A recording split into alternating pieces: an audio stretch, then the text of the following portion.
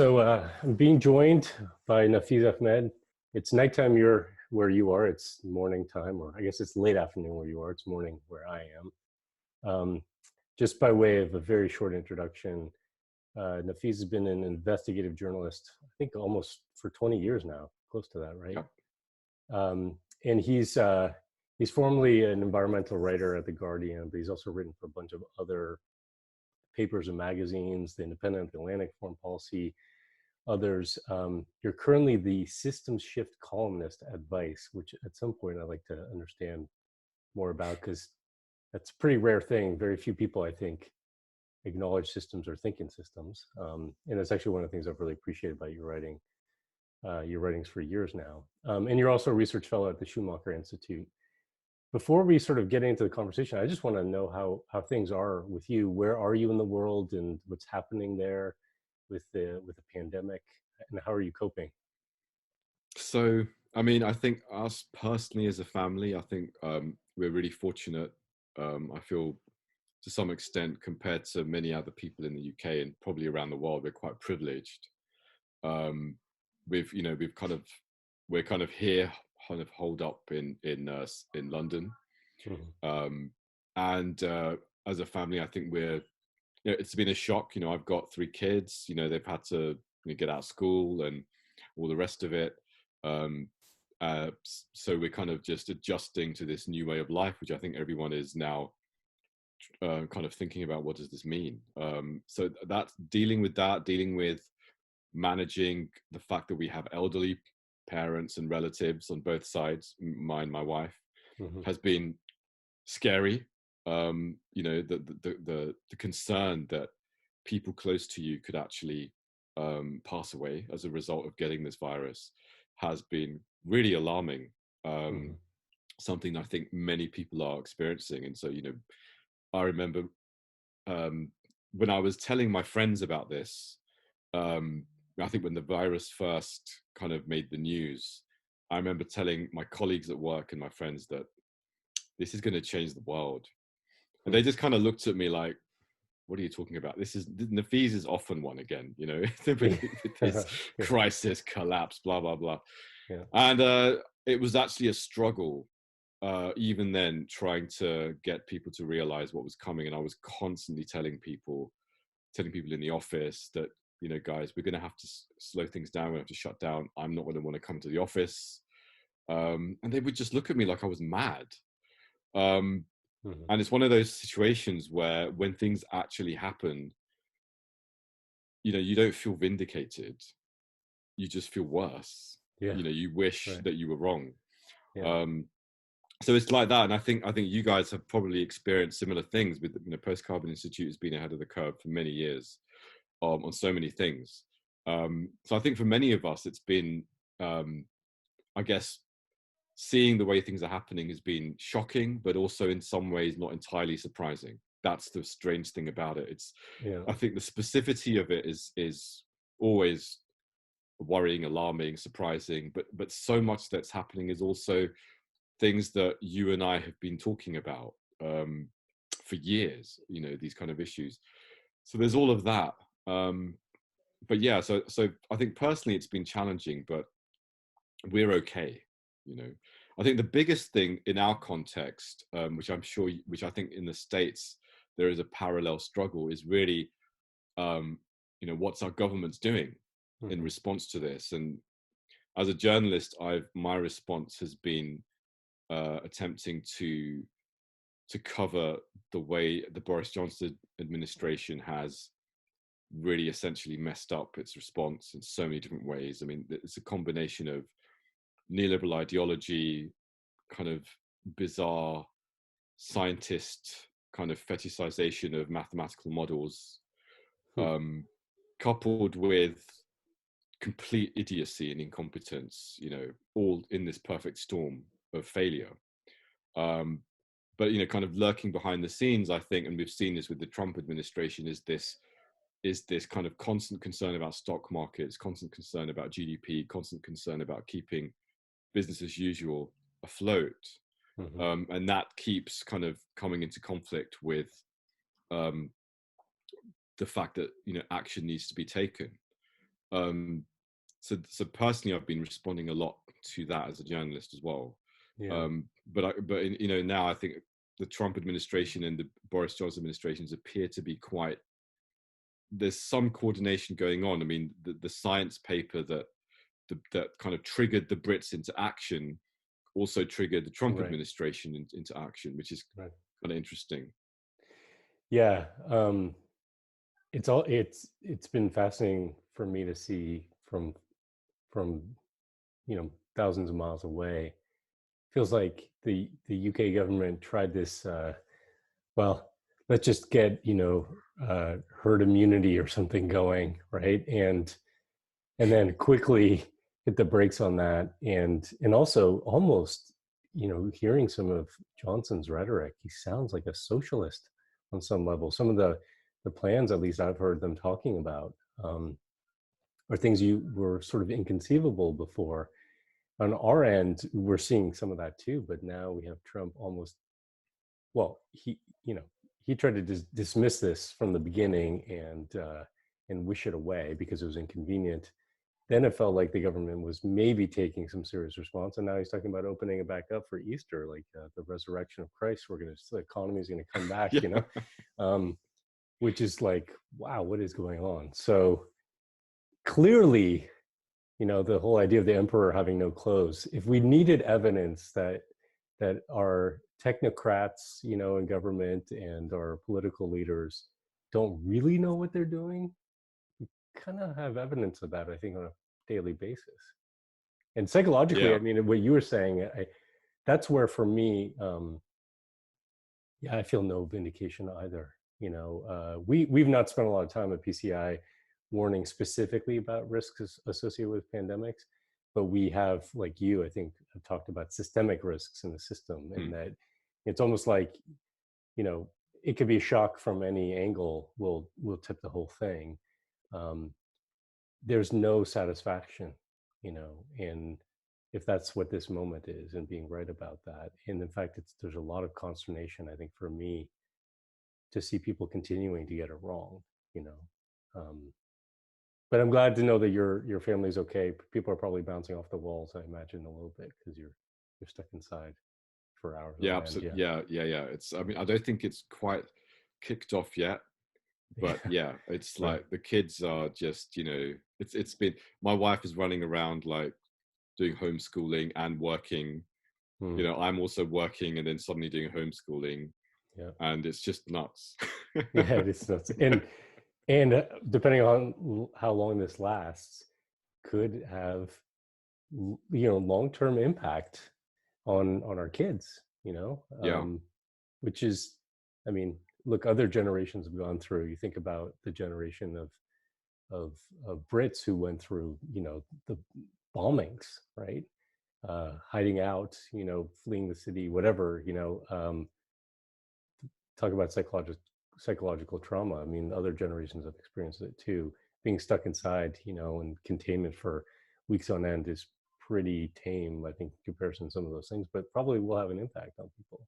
Oh, absolutely. Yeah, absolutely. Yeah. I mean, I have, it's really difficult to kind of know where we're going as well, because there's so much confusion about how long this process has to last. Um, how, can it be relaxed? I think it's that uncertainty Hmm. as to what comes next that is really kind of getting to everybody. Like, Yeah. what is this? It, where do we go from here? Right. What's the impact on society and the economy going to be, and where does that leave us at the end of it? It's something, I think, which people are very, very confused about. Yeah. Well, so let's talk a little bit about some of the sort of systemic stuff. I mean, you had written a piece, it was almost a month ago, talking, I think, a little bit about the systemic risks associated with the pandemic, and at least in my view, really talking about the impacts of the virus on kind of structural faults that already exist in the global economic system, right? And how that might play out.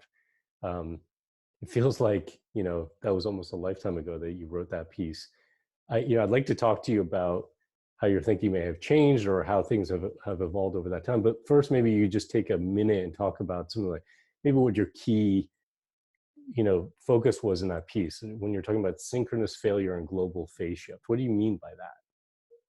So I think so when I wrote that piece, and I wanted to do, and apart from wanting to go through the data that we had on the coronavirus and kind of just get people to be able to actually have a sensible understanding of what's going on, because there was just so much misreporting and sensationalist reporting, and there has been some really good reporting here and there.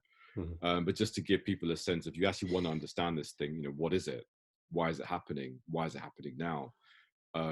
And what does it mean for us? And to have a framework to kind of understand that. So I kind of drew on a number of kind of systemic approaches, which, some of it is my own work, but much of it has been pioneered by many other systems theorists. So synchronous failure, its concept was developed by Professor Thomas Homer Dixon, who kind of created this seminal concept which captured, I think, something which many analysts have been aware of, but I think he really homed in on how, he kind of really finessed the structural kind of contours of how this might work, but basically essentially said that we have very tightly coupled global systems now, and the risks that we have when we have very, very complex global systems is that the more complex you get, when you have a kind of a big shift in one of these systems, that it can have a destabilizing impact across multiple systems connected to it. And the danger that we have, and where he came up with this idea of synchronous failure, is what happens when your system, all of that complexity that's been built up over decades, if not centuries, means that by the very same token, there is a kind of a lack of adaptivity and a lack of resilience, a lack of kind of being able to respond, because you already have so much complexity. And every time there's a new problem, you have new complexity created. And that idea kind of comes back to, the archaeologist Joseph Tainter, who talked about why is it that civilizations have this tendency to collapse throughout history. And he kind of identified this dynamic where civilizations get really complex. To solve a problem, they get more complex, and it gets to this point where the civilization is simply not able to sustain that level of complexity, and the new problems that come just cause that system to end up breaking down, and you have this breakdown. So in Thomas Homer Dixon kind of built on those ideas and came up with this framework to see how within our current system, you could have something like a climate change event, or you could have a economic event, or you could have a political event, or something like a pandemic, which would act as this, seemingly by itself. You look at that crisis and you wouldn't automatically assume that that's going to bring everything down. But it's when it interacts with all of these other tightly coupled systems that it could create this kind of almost like a tidal wave that just overwhelms the system's ability to actually respond properly. And then it triggers lots of other systems to have their own problems. And I think that's kind of what we're seeing now is, we've got this kind of domino effect on the economy, political systems going into disarray, and so on and so forth. And when each of those systems then has a kind of a breakdown, the question is, if all of those systems then have a breakdown, does that prevent your capacity to respond and actually deal with the problem? And once you're overwhelmed by all of your systems going into this failure, you then have what Thomas Homer Dixon calls this synchronous failure. And it's effectively like a breakdown in complexity, or a collapse of some kind. What's interesting about his approach is that he doesn't say, he doesn't go into the detail of what happens next. Does this mean that the system, the collapse is some kind of massive apocalyptic breakdown, or is it something slightly more contained in some way? And is it a long process? Is it a short process? It all depends on the context, but he gives us these tools to think about it. And I think there were two other kind of theoretical kind of constructs or concepts that I really wanted people to understand when they were looking at the coronavirus and how to deal with it. And one of them was this idea that I had developed of the interaction between the Earth system and the human system.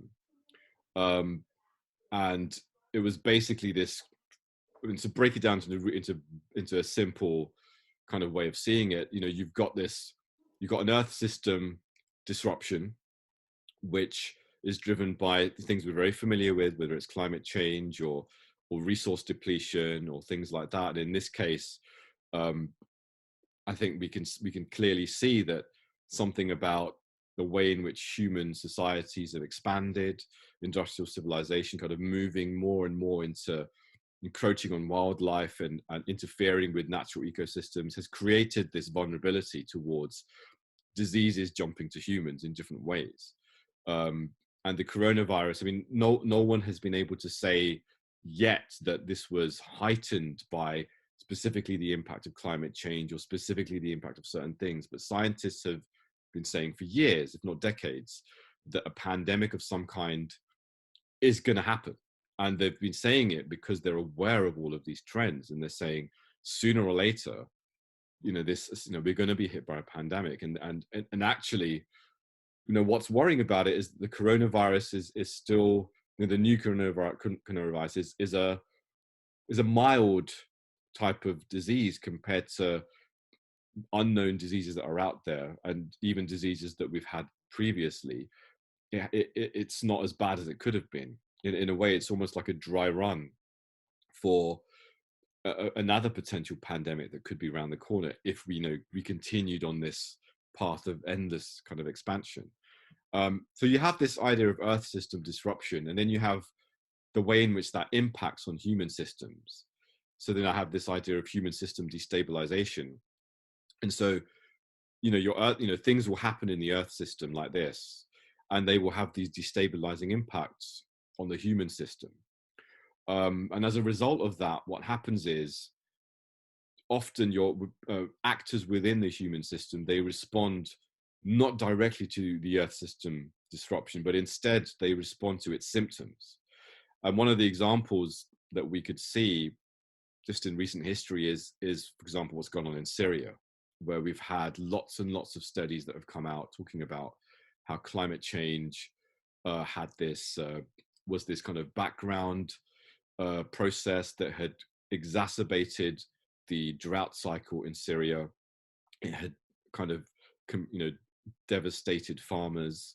They had ended up migrating from the south into the kind of the I think it was they were largely rural areas in the south, and they migrated into the cities, which were dominated by Alawites. They were predominantly Sunnis, and they ended up kind of moving into these creating these kind of ethnic tensions. And at the same time, we had all of these other things going on. We had the peak of oil production in Syria in '96, which kind of, the Syria transitioned from being an oil exporter into basically a state that had to import energy, and there's oil revenues were hemorrhaging by the time as we get closer and closer to the kind of the 2011 Arab Spring kind of trigger point. All of these things began to converge, and at the same time we had all these other kind of events going on. We had like the global climate change impacts on food baskets around the world.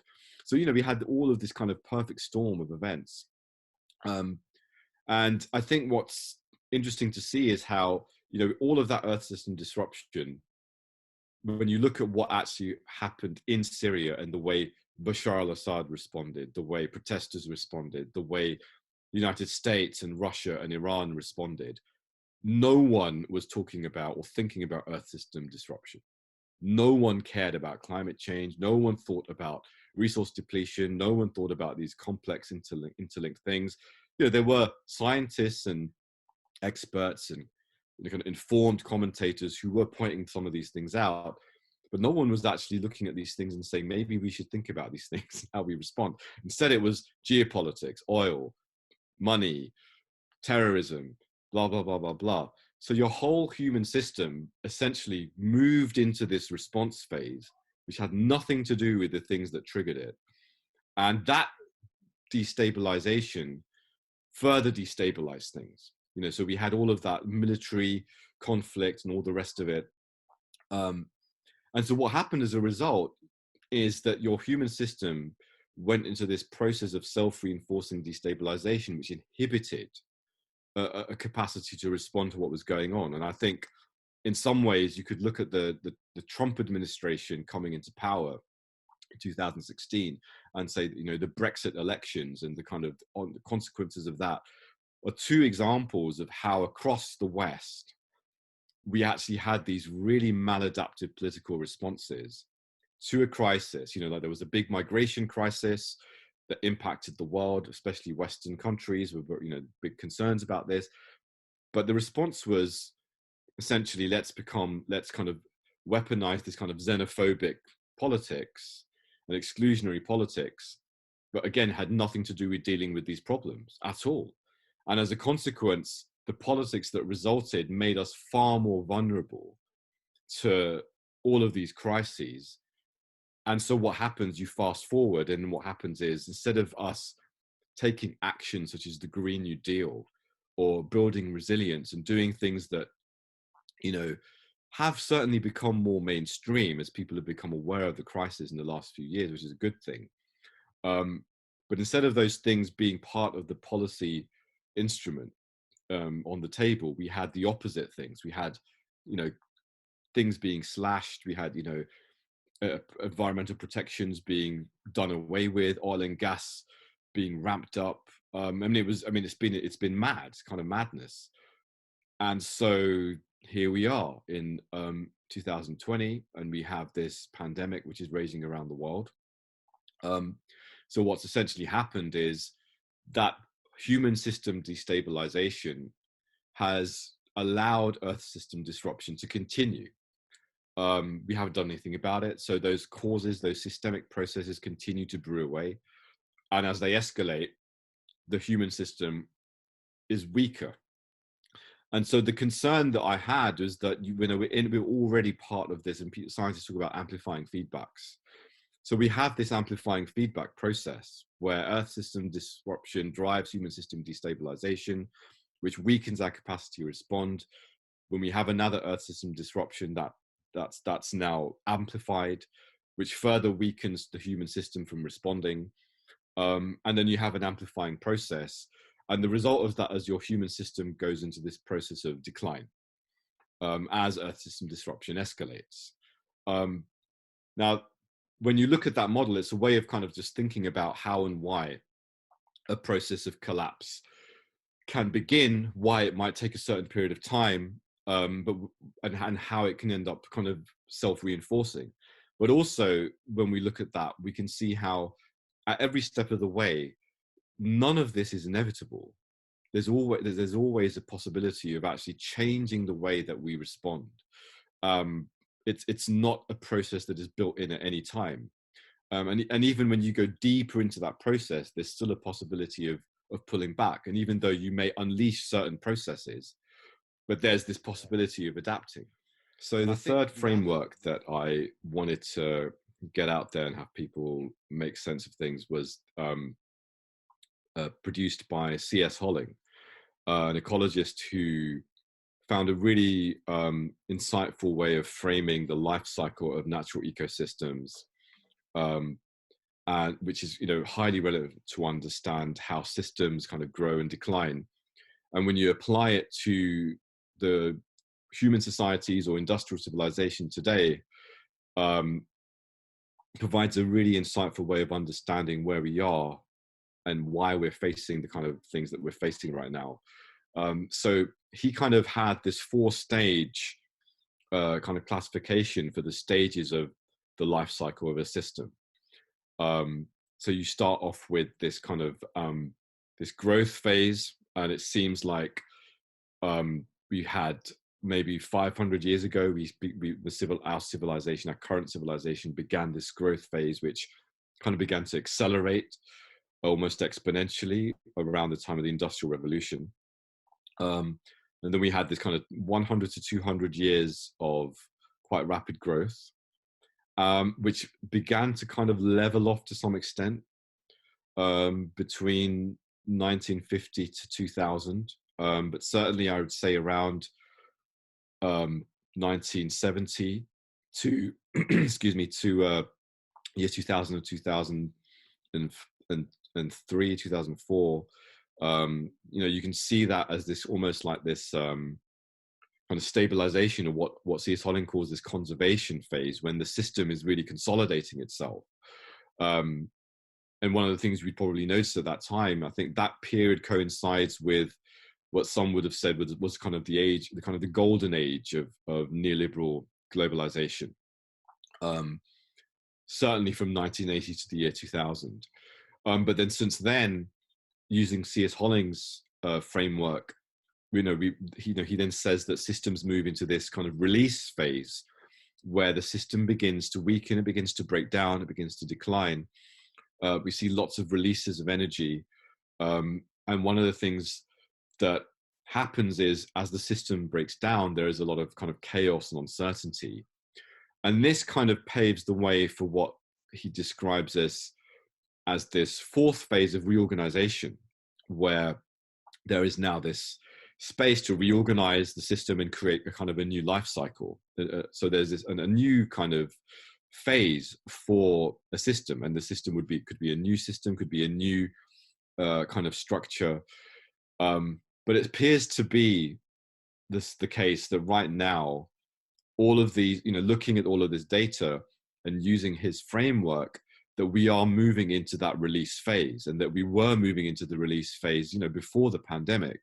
And I think one of the things that indicates this is, first of all, the kind of the sense in which minority ideas, or kind of ideas which seeming to be fringe or not something that people would take notice of, are suddenly they're up for grabs, and that has positives and negatives. On the one hand, the negative has been the kind of meteoric rise of fringe, extreme right-wing ideas, which have suddenly found their way into the mainstream in ways that I would say 10 years ago we would have thought would never have happened.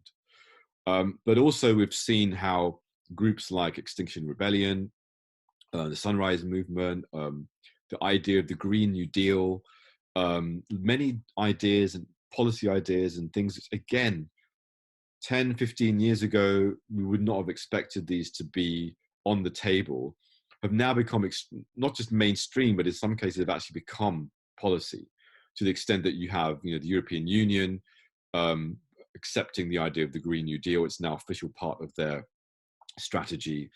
British government, it's a right-wing Tory government, but they kind of have been one of the first to say that we're going to have net zero commitments by 2050. Again, all of this is still too little, too late, but it's still, we shouldn't underestimate the kind of implications of how much things have changed.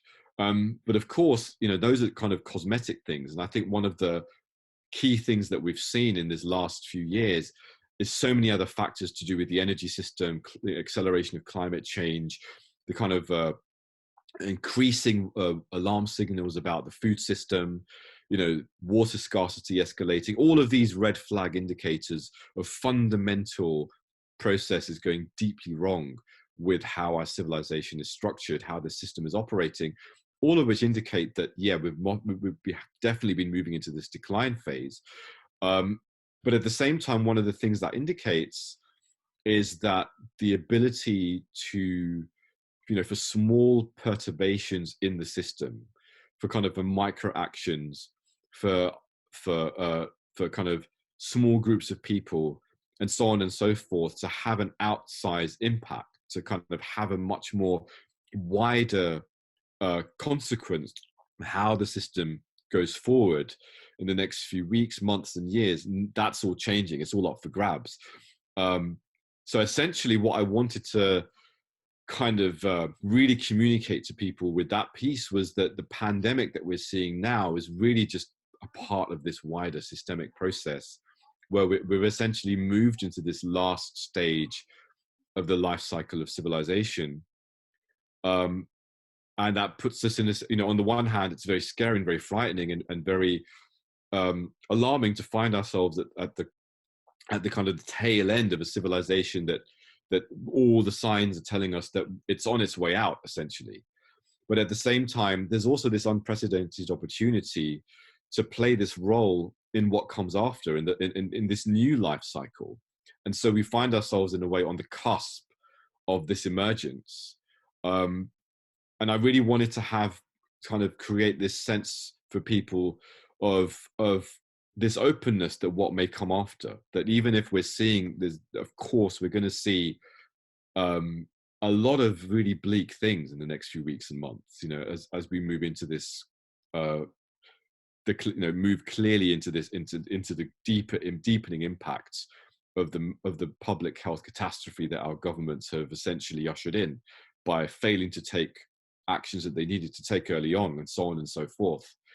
But at the same time, as we watch this system weaken and decline, the opportunities to kind of set down what comes next is now, you know, again, it's more and more in our grasp. And I think really that's the challenge of our times, really, is to situate ourselves and to see how can we as individuals, communities, people within different parts of this system, how can we play a role within our context as parts within, you know, we have, all of us have different modes of access to the system in different ways, depending on our context. And I think that challenge is for each of us to kind of identify what are the leverage points that we can use, what are the skills and the resources that we can bring, and how can we maximize our impact within that context to have that kind of slightly more outsized consequence. I think that's really the task we have ahead. So in a way, it's frightening, but it's also there is a genuine opportunity. I do believe to set the course of where humanity goes in the next decade. Thanks for that. That was quite a crash course, I think, in systems thinking, and I think very helpful for people's own framing of this moment that we're in. I think that, and I'm sure you would agree with this, the lack of systemic thinking is, I think, one of the biggest things that is holding us back societally, certainly amongst our leadership, right? So, you know, in my view, this is a lot, I think a lot of the work that you've put in over the years, and we at Post COVID Institute as well, has been trying to orient people in that way, to recognize we can't predict what you talked about, you know, synchronous failure. We don't know what would be the, you know, the tipping event necessarily, but that because we have these complex systems, all codependent, interacting with one another, all of them in various states of vulnerability and fragility and brittleness, that it can be a snowball effect or a domino effect that happens when an event, which obviously this is in and of itself, this pandemic is a very severe event. We don't know exactly how it's going to unfold, but the larger implications, I think, are really key and important for people to figure out. And it's difficult to do that in a moment where we're dealing with a lot of immediate fear, immediate concerns. I think that, in fact, this is one of the challenges we have in all kinds of crises, is that because it's so destabilizing, that people do have a tendency to want to go back to normal. In a sense, I don't want to get into a political conversation, but, you know, my view that in some ways is the thing that Joe Biden is offering people in the United States as an alternative to Donald Trump is, let's go back to normal, when we had like a normal presidency. You know, unfortunately, we're not in normal times. We weren't going into normal times even before the pandemic. You know, and so I think it's incredibly useful for people to understand that we are going through really transformative changes. If we are, I think that you're right, the adaptive life cycle framework, I think, is very useful for people to think about, because if we are going through this kind of collapsed and released phase right now, and then there's this opportunity for reorganization, when it's recognizing that in some ways collapse, and that's a loaded word, maybe we call it release, this sort of letting go and all this energy coming out of the system, creating all kinds of disruptions, we can't put the genie back in the bottle. You know, it's no amount of economic stimulus packages or other kinds of interventions that we might do, you know, improvements in the health system, are going to get us back to normal, right? I think it's important even psychologically for people to kind of wrestle with that and come to some level of acceptance about that, because then we could think about, okay, now it opens up things, and where we go is up for grabs in a sense. And one thing he didn't talk about, but I think is really connected, as another sort of framework, is the shock doctrine. And for those, you know, who are watching or listening to this, you know, the shock doctrine is something that Naomi Klein, I think, really popularized, coming from, you mentioned neoliberal economics, coming from Milton Friedman, sort of the guru of neoliberal economics. And, you know, the concept there was that it's really moments of crises, right? Whether the crises are real or perceived, that, you know, new ideas emerge, right? So he was basically saying that their job as people who wanted to advance a neoliberal economic, you know, platform, was to develop these ideas that may be marginal alternatives on the edges, totally politically implausible in the moment where things are stable, but when there is a crisis, or at least a perceived crisis, it presents this opportunity for new ideas to emerge. So what was politically implausible becomes politically inevitable. And I think that we're clearly seeing that right now. I mean, we have proof of the shock doctrine, I would say, because you talked about ideas that are emerging, the Green New Deal and others. I think a lot about the concept of universal basic income, and just looking at that as kind of a microcosm of this shock doctrine in effect. You know, you had this concept being, you know, developed really at the margins as a kind of a policy solution to address people's, you know, immediate needs and inequality issues. You had some strange bedfellows, I would say, in Silicon Valley who were also on board with that, maybe for reasons I wouldn't agree with. And then you had some trials of this in some cities, like in Europe, and I think Finland maybe experimented with it a little bit.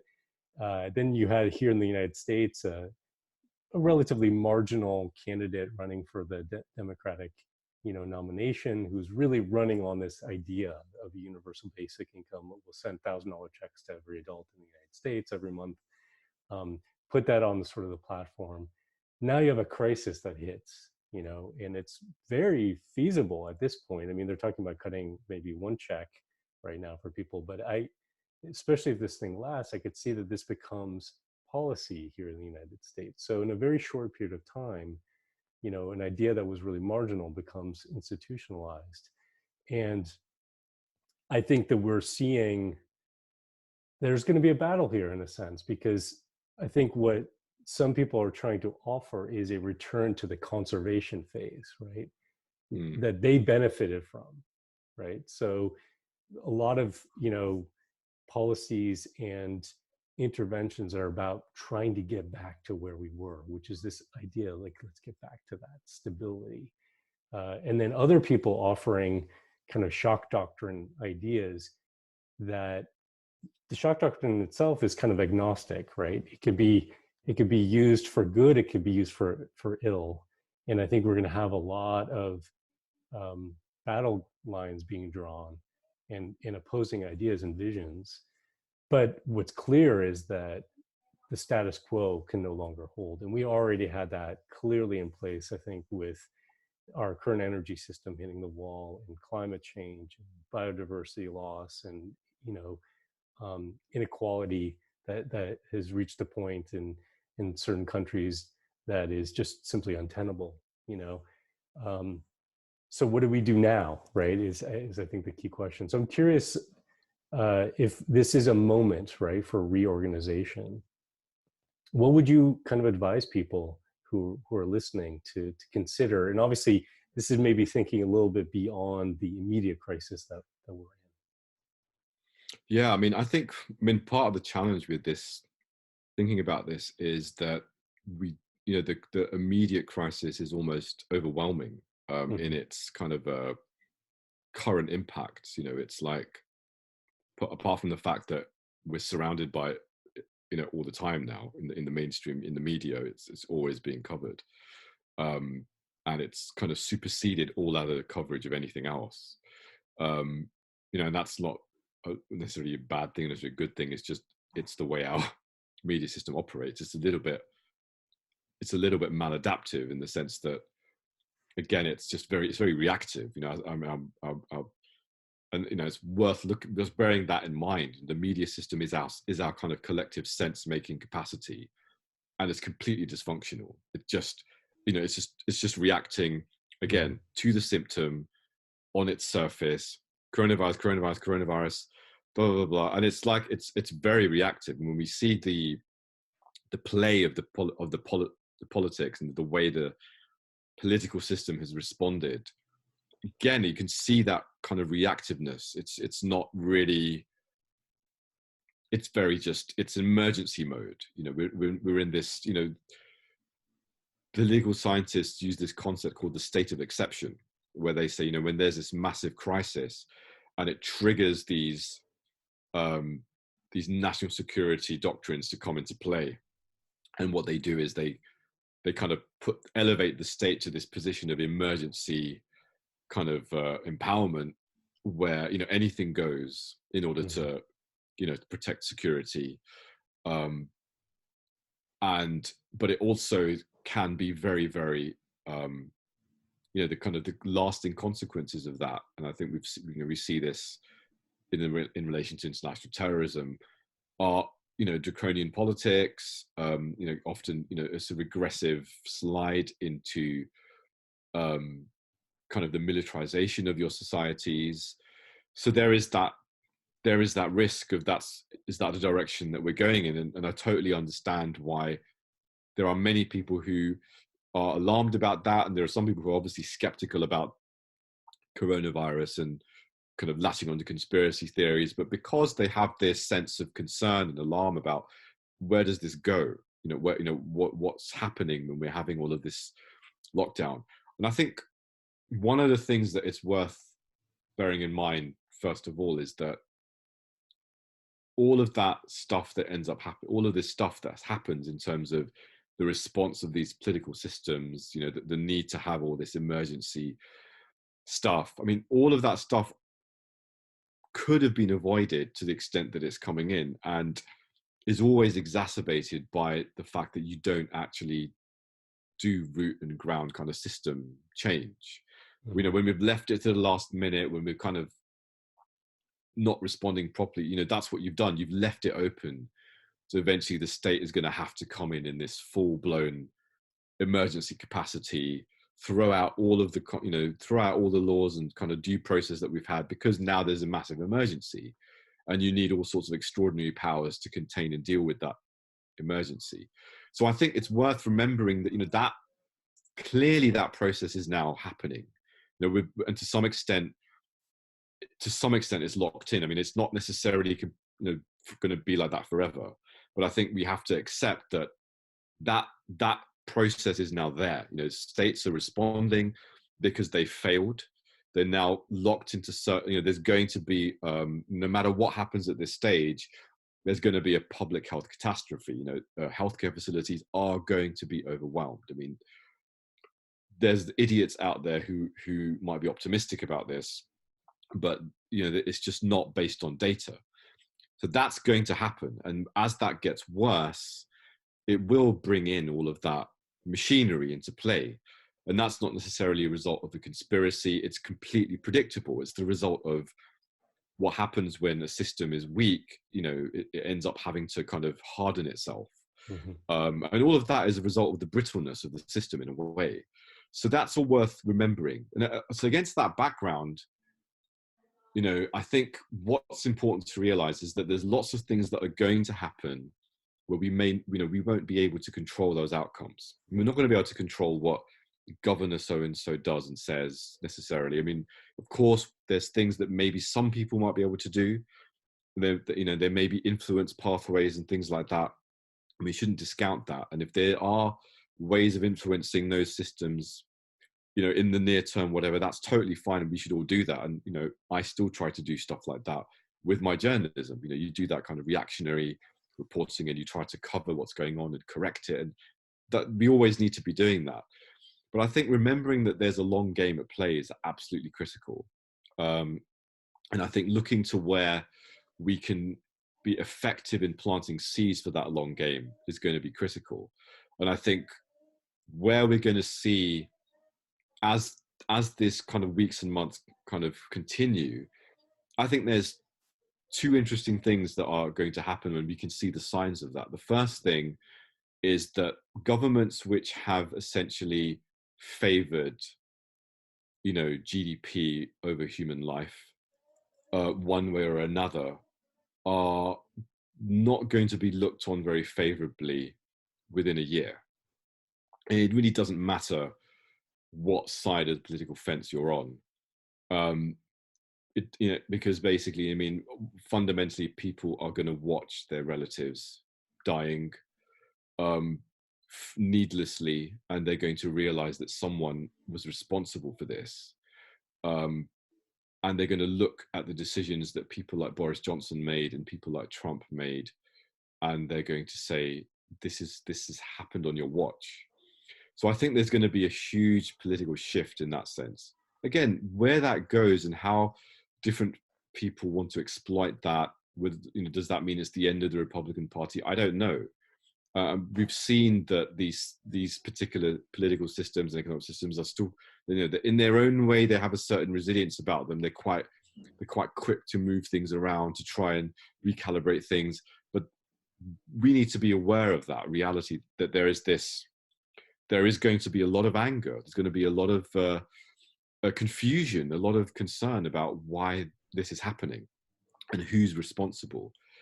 And at the same time, I think what's going to happen is there's going to be a clear path of action that does save lives and does contribute more to people being able to live through this and get through this.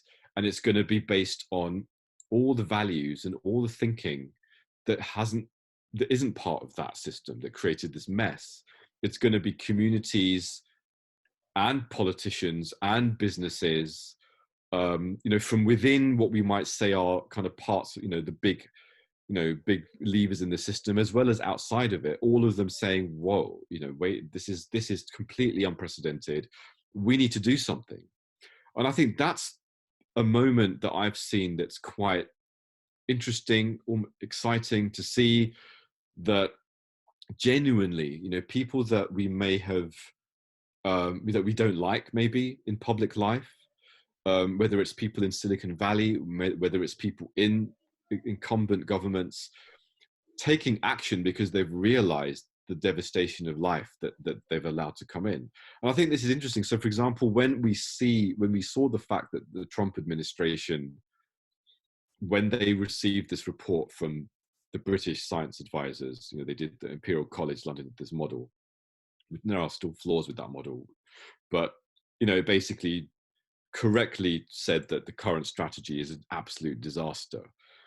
And I think the immediate response, clearly, of the Trump administration was the same response as the Boris Johnson administration. I remember watching Boris Johnson's press conference, and he looked like he'd seen a ghost. Mm-hmm. And I think it was a shock. I think it was a genuine shock. And I think there was a kind of like a wake-up call that, wait a minute, we can't, how can we just allow millions of people to die? This is insane. And if someone like Trump and people in the Trump administration are able to kind of vibe with that basic fundamental human thing, there's hope. There's genuinely hope. And it's interesting to see that, that Zuckerberg has come out of nowhere and said, okay, guys, I'm going to unleash our 700,000 supply of PPE, kind of respirators or whatever, as he had stashed. I mean, why the hell did Facebook Yeah, have that's amazing nearly too. 1 million? Like, what the hell were you preparing for, man? It's just like, I don't know what dystopian Yeah, thing you guys were doing, but yeah, you've just given it out to all the rest of us. I mean, right. you shifted course. So there you were preparing for some crazy dystopian future for Facebook. And now you've said, actually, guys, we actually do care about You're right. That's pretty human powerful beings. because that's a almost complete flip from the sort of Silicon Valley libertarian worldview, with, like bunker mentality, to recognizing, oh man, we can't hide out from this. We gotta Yeah, all be in together. Yeah, that's yeah. And I a think profound that's shift. the thing. I think so. So for me, what I'm kind of seeing is the institutions and the individuals that make those shifts. And the thing is, Zuckerberg has not created a systemic shift, but he's planted a seed in a way, and it may have, and I think it probably will do. It will create, it will inspire other people to do similar things, Hmm. but it's planted a seed, and it's the seed and the planting of that seed that lays the foundations for something that could be more systemic. But I think it's what's pivotal. I think for us is to be able to reflect on, this is what the new system that we want, the new life cycle. There could be any kind of life cycle that emerges. I mean, there might not be a life cycle, let's face it, in the way the odds are stacked against us. But there could be any number of, there could be a short-lived life cycle of dystopian madness which emerges out of this. There could be something else.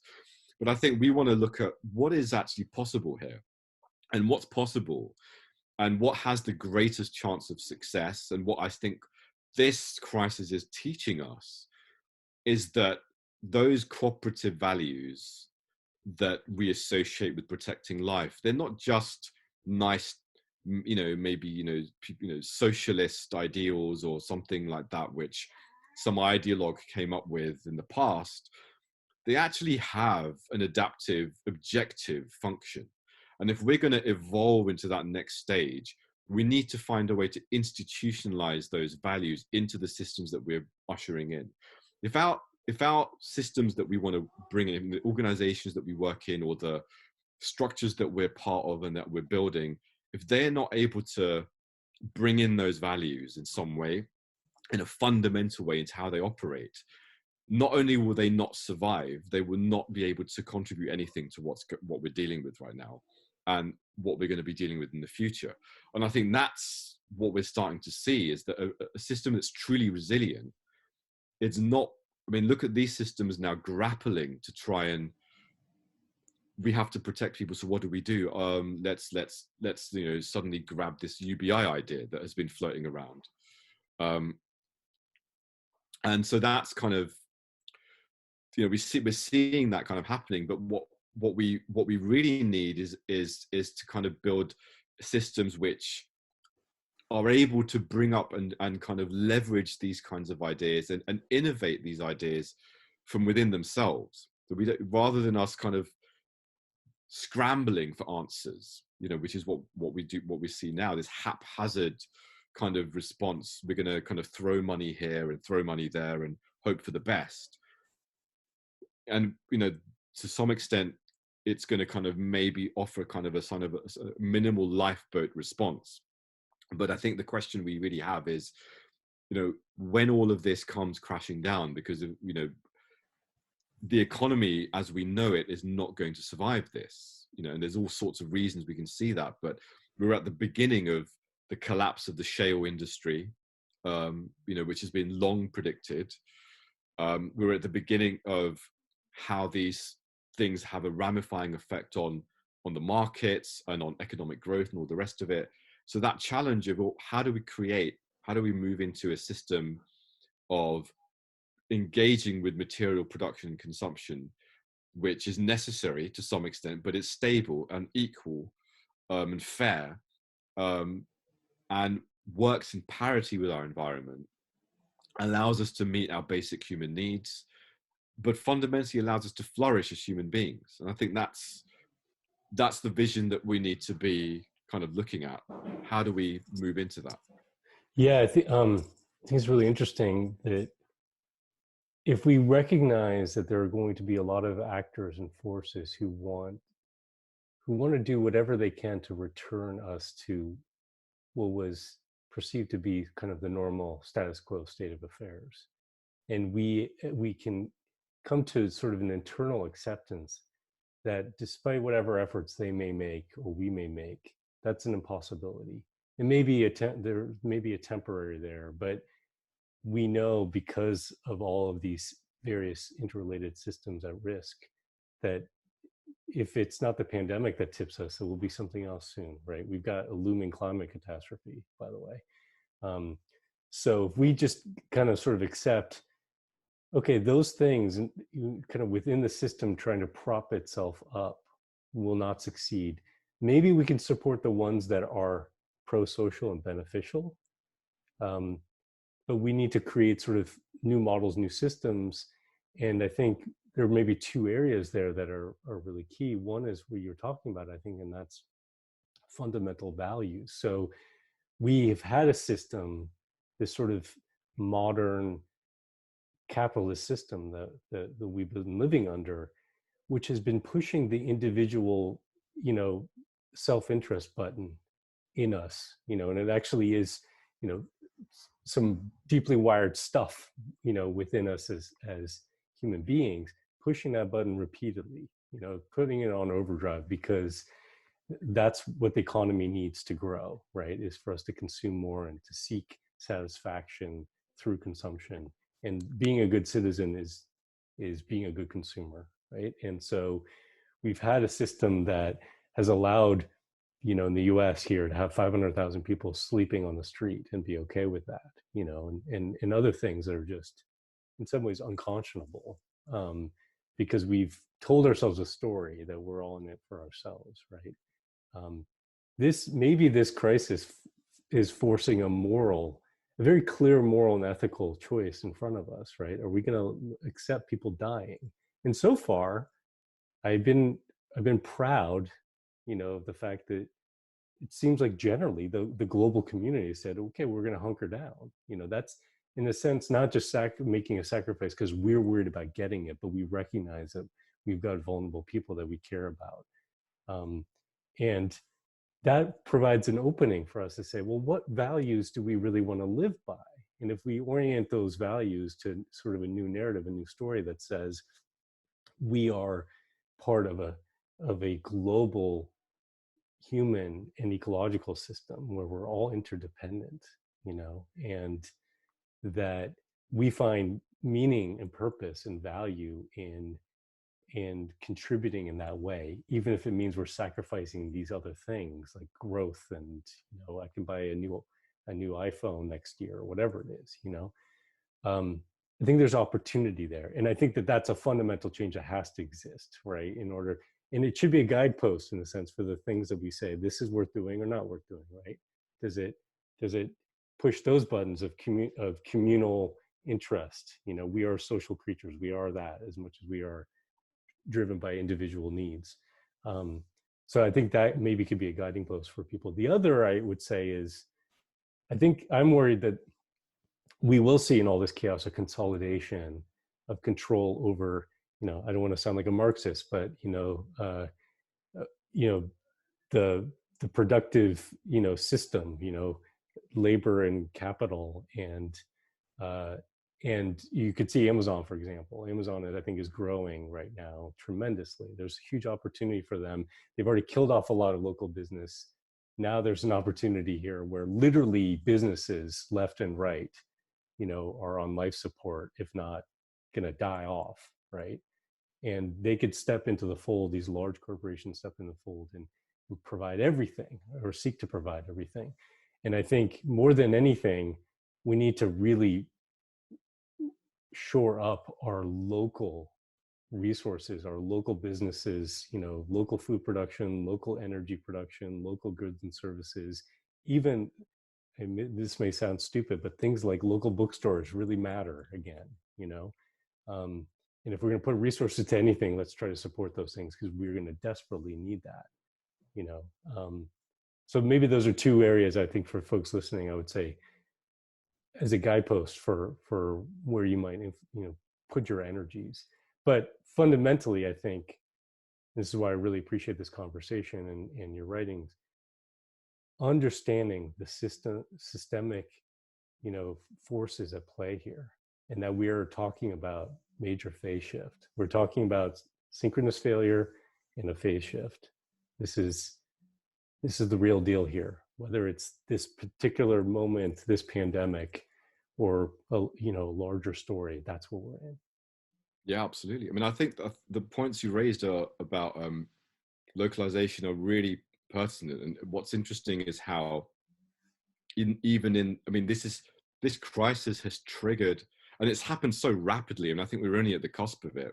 But if you imagine in the space of a couple of weeks, people are already having conversations about what do we do about the fact that GDP is probably going to crash right now? What does this mean for globalization? What about hyperlocalization? How do we sustain resilience in our communities? So suddenly the discourses that have been really niche, this idea of localization suddenly have become so relevant, because in order to get through this, if you have strong local institutions where you can source your resources and food and water and all the things you need within a local community, and you can all kind of band together and support each other, that you're in the best position to kind of get through this and get to the other side. Whereas if you're massively dependent on complex, global supply chains, which are already at risk, it becomes far more difficult. You don't know how you're going to deal with things, where you're going to get things from, blah blah blah.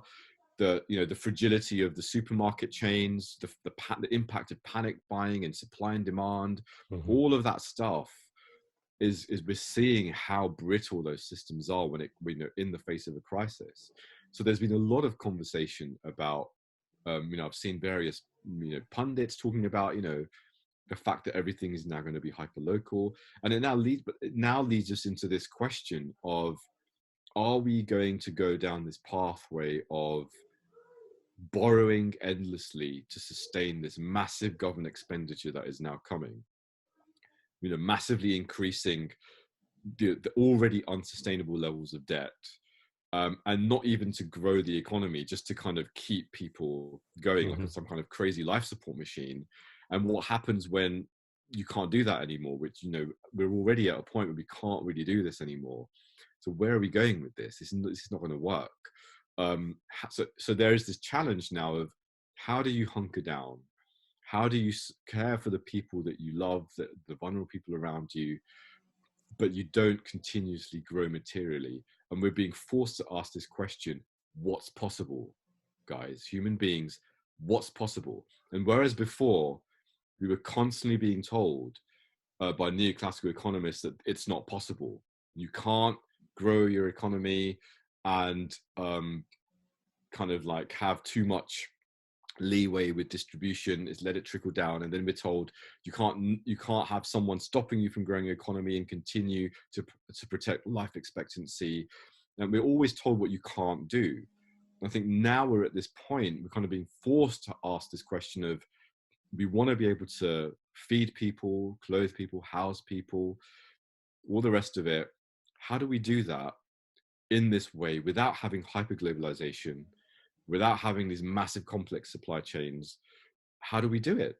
And the thing is that many of those questions have been answered by, what you might call heterodox economists of all different persuasions, who've been looking at the realities of how the economy actually works, and saying that actually this isn't a sustainable economic system. It's not even a healthy economic system. It's not even an economic system in which most people who are benefiting from it ostensibly are actually particularly happy. So why do we need this? So it's forcing us to ask those questions. And I think what's interesting is that the practical demands of how we have to live now on a day-to-day basis in our communities. Well, I'm in an apartment block. We have elderly people living here. There's other people who have communities there'll be elderly people around who are vulnerable, more vulnerable people who are ill. And I think the question that everyone has to ask themselves is, okay, so what's the new ways that we now mobilize? Can we use our community, are we going to use WhatsApp groups, which is happening? WhatsApp groups are blossoming everywhere, where people are mobilizing to support each other. How can I support my neighbor? How can I help them with the things they need? And this is at a nascent stage. But will we kind of come out of this? The question that we're going to be having to ask ourselves is, why, again, there's a reactive approach, which is I need to go to the supermarket to make sure that my elderly neighbor has got, paracetamol or whatever medicine they need, or blah, blah, blah. But the longer term approach is, how do I make sure that we in this urban environment actually have food? And it's not just reliant on a supermarket chain. And it's not just a question that I think, there's, a lot of people are doing this survivalist thing of saying, how do I grow my own food in my backyard kind of thing? And it's not that, even though that's great as well.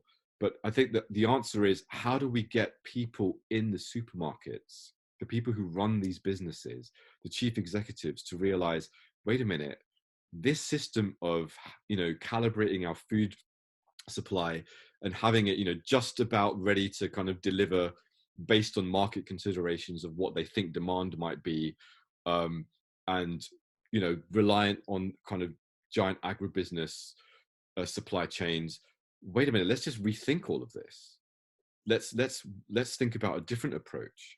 So now I think there's this opportunity in a way to have those conversations at all levels of society, where we begin to ask ourselves, whether we're in policy, whether we're in government, whether we're working in different business sectors, whether we're in small or large businesses, wait a minute, these operations that we have in place, they haven't worked.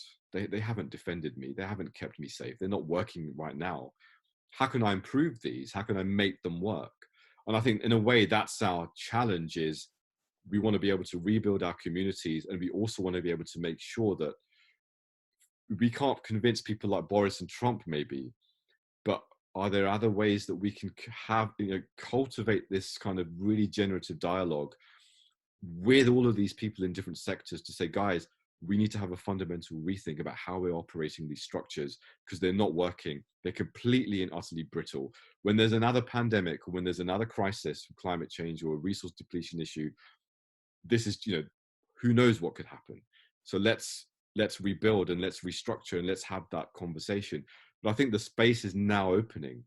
Almost in, it's almost, it'll come a point where it will be wide open, and people will want to know how they can do things differently, because they'll see that this way of doing things is clearly not sustainable. It's not working. Yeah, and I would say, and maybe we'll end it here, that kind of a challenge to folks who are watching or listening to this conversation.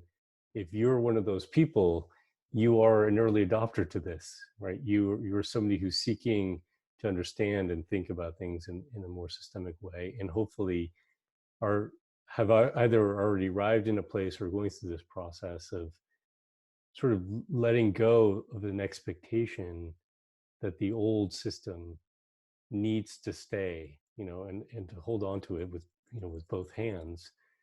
And that means that you need to bring other people along, right? So I think part of our task as early adopters to this is to practice what we preach, right? So if we say we need to have a value shift away from the individual to the community, and by the community I mean even the global community, practice that, and then bring the other people in your life and in your community along to recognize that, because there is going to be a huge hankering that when we sort of come out of this immediate crisis, to go back to put it behind us and go back to where we were, to help people understand there is no going back to where we were, right? It didn't work for many people in any case, and the genie's out of the bottle. So if you could bring other people along, it's really key, because we need as many people to understand that the old way of doing things is no longer tenable.